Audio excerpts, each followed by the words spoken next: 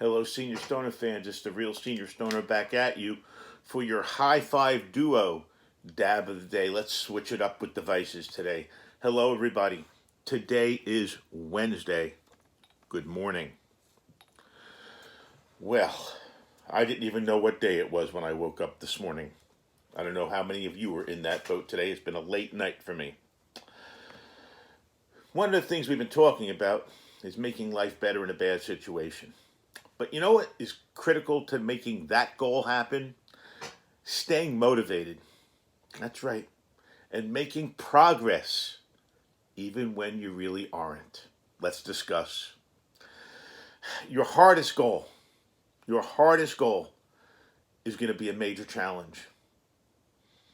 And it's going to be easy, very easy for people, human beings like me and you, to lose motivation or even give up. How many of you feel that way? How many of you have felt that way, right? Well, there are some things you can do to help minimize that and maximize the amount of motivation you have. Let's discuss. How about using reinforcement? Come on. That's simple math. How about giving yourself rewards, like a positive reinforcement, when you reach little bits of your goal? Think about it. You're running a mile. Better yet, you're walking a mile. That's the goal. You hit a quarter mile. Give yourself a treat, whatever that treat would be. Pat yourself on the back. Tell yourself you did a good job. Think about it. It's called a sub-goal. You've always talked together about breaking big things into little pieces. Or you can even allow yourself to skip out on something you don't want to do. Think about it. You're going to give yourself negative reinforcement. You don't want to do it, so don't do it. Skip out on it. So, if it's buying yourself a new pair of shoes, is the goal, is the good thing, positive reinforcement, or skip vacuuming your house as a way to reward yourself for making some progress. You're going to have to decide what the positive and what the negative is, but you understand the message here. These little rewards can keep you motivated. It's not like you have to wait the entire day for the big reward. They help your mind learn to associate little good things with working towards your goal and staying motivated. Remember, the key is staying motivated. Reinforcement, much more effective than punishing yourself for failing. Think about how many times we get on our own cases for not achieving something we wanted to do. Oh my God, I failed. I'm a terrible person. Oh my God, I failed. I couldn't do it. I was weak. Well, you know what? Reinforcement is much more effective. And sometimes, doesn't matter how much reinforcement you use. Think about it. Sometimes it doesn't matter if you give yourself little reinforcement, big reinforcement. Sometimes you just aren't able to get motivated. Why is that? Well, what about when you're sick? What about when you're tired? What about when something bad just happened? It's really hard to turn around and be motivated.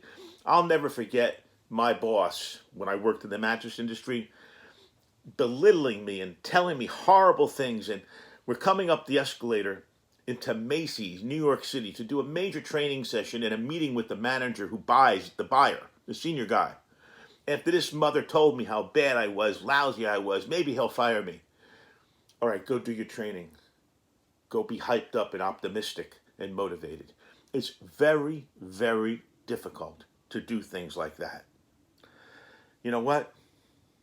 Frankly, if you can't stick to the routine sometimes, try to look for the other way to do it. Try to look for another way to make progress. You know, sometimes you just, when you were in college or in school, high school, middle school, couldn't force yourself to open that book and study, no matter what. So think of it like that. Maybe you can't do the thing that's really the thing you have to do, but maybe you can do the thing you need to do, the thing you want to do just to move to the next level. You know, you need to think about tasks maybe that are less mentally taxing or tasks that are less physically taxing. If you do it that way, you find out that you'll be making progress even when your motivation isn't there. And once you make the progress, guess what? You're motivated. You've tricked yourself a little bit. A lot of people like to keep track of these things to see what works. I'm a scientific wild ass guess person, which means I'm a seat of the pants person. I don't write it down too much. I try to just remember what feels good and what helps me get through the day. But brainstorm on how to organize and work through the different challenges you have. Maybe there's a filter that you can use, that you can find the golden nuggets that are there, because there are golden nuggets, and plan the perfect mission. Think of yourself as a Navy SEAL. You need to do the perfect mission, mold those gold nuggets into a new standard operating procedure so that you can be motivated in difficult times, so that you'll have the ability to be better.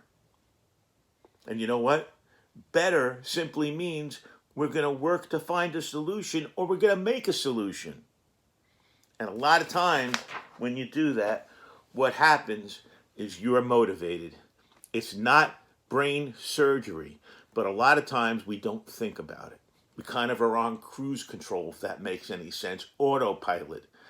Well, let's get off autopilot just a little bit, and let's try to think of the little things and the things we do and the things we like to do and the things we want to do, and organize them.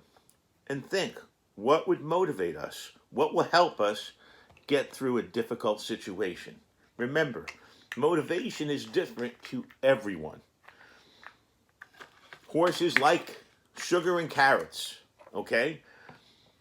But it doesn't mean that's the only motivation they need, okay? People are the same way. Find what works for you, but you must find it. Unfortunately, it's not going to be dropped in your lap. You're not going to wake up one morning and it's going to be there on a piece of paper for you to study and do. This is all individual. We are snowflakes. But there's one thing that always holds true. When you live the circular life and come up to the top of your Ferris wheel, when you cross over, you have two things: hope and opportunity. This is the Real Senior Stoner. Thanks for listening and watching. If you enjoyed this video, please subscribe. Please send me your comments. I reply to every one of them. Cheers, everybody, with our high five duo. Have a great day.